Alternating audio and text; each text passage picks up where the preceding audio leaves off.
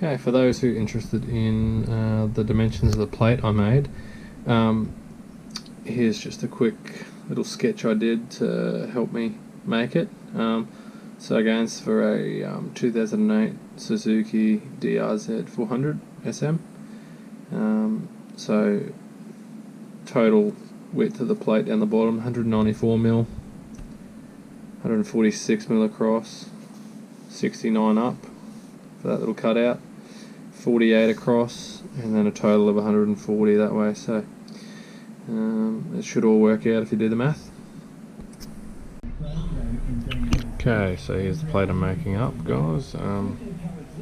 Started from the left, just getting this cut out right, because you want this plate here fairly close to all your indicator and neutral lights. So to do that, you need to get your bolts right from your handlebar clamps, because that'll determine the position of the plate. So come in about 50mm, start from there, so then 50mm, and then I've come down about 12mm to get the location of the first bolt, and then that you'll just get the rest of the measurements off the bike. So they're about, it's 97mm apart, the bolts, and then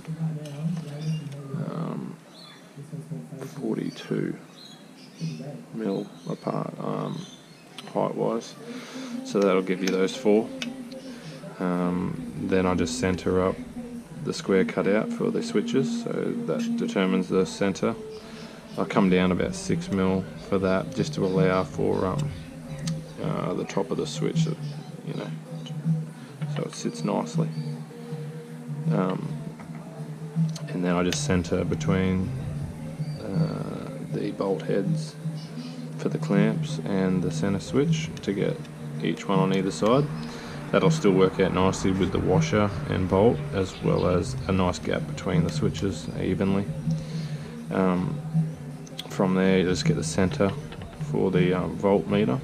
So that's a 29mm diameter.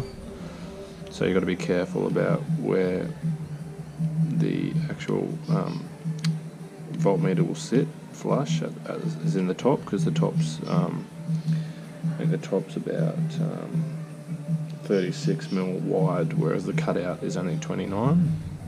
So it's like 3.5mm either side. And then I've just got these, I'll tap these out to 4mm here for the Trail Tech meters. So that's just in line with the bolt heads and in between the bolt heads, so halfway, and then just square it up, and that gives you those. So I'm drilling 3mm, tapping 4. Up here, got to take into account the label of the heater grip switch.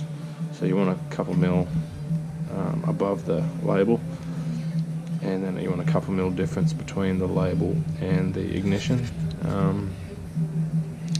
So the ignition cutout's 30mm cutout, but you've got to be careful. It's only like 33mm wide or something like that, so there's not much like of an overlap on the top, so you've got to be really careful with that one. And also the notch, don't cut the notch out too much, it's not actually that big. And yeah, so that's an 11mm hole for the heater grip switch, 30mm hole for the cutout of the ignition, and then these are square holes for the switches. I recommend center punching all of your circular holes, and you can even do center punches along these straight lines here, and that way when you're filing,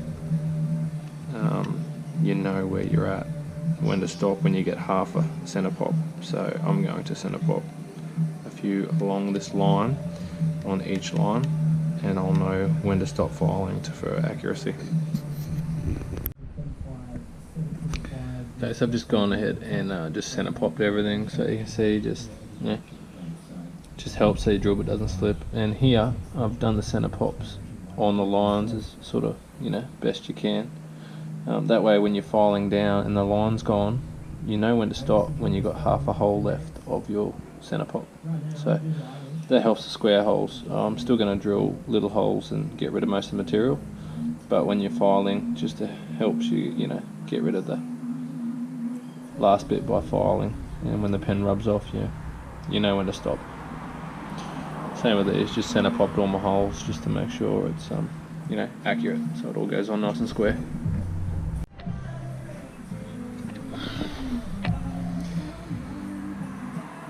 Okay, so that's the plate so far. Square holes are the hardest to do, obviously. The way I did those was I just drilled little holes all the way around on the inside, just leaving a mil or so to file down around the edge. Once I drilled it out, it got a little messy, so I sanded it all flat again, and then just made sure I remarked the square holes out, just so I knew the exact line I was filing to. Just constantly checking for that switch to fit. If you go too big, you've just, might as well throw away the whole plate. So just be really careful to get the hole right.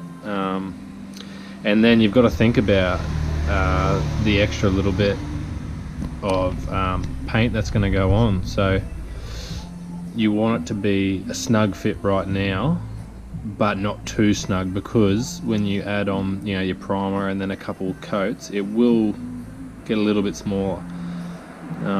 So I'm really happy with these 3 holes now. They're all really nice and snug without crushing the switch, and they'll get a little bit tighter when I put the paint on, which will be good.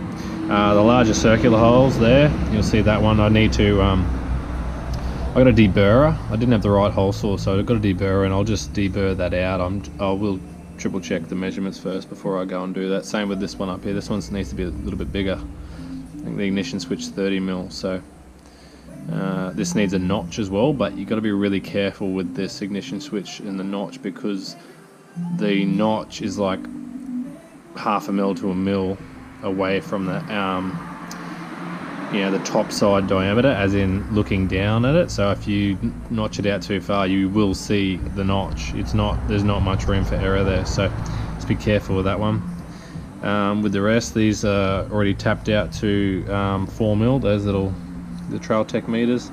I just filed the edges, just rounded them off a little bit, just to make them just so they're not sharp. And yeah, that's it so far. So a little bit more to go, but it's not too hard. Just got to take your time, especially with the square holes, and obviously just measure everything several times, make sure you get it right. But yeah, that's it so far.